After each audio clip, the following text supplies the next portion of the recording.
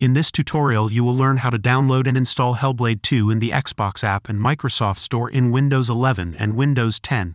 First, open your Xbox app. Search for Hellblade 2. Click on Hellblade 2.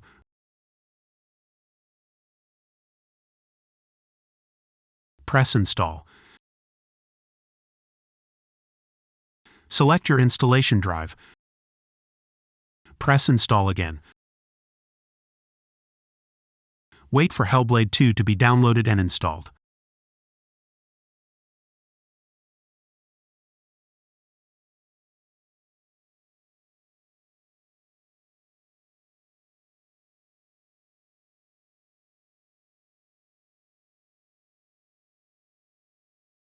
Now launch your game.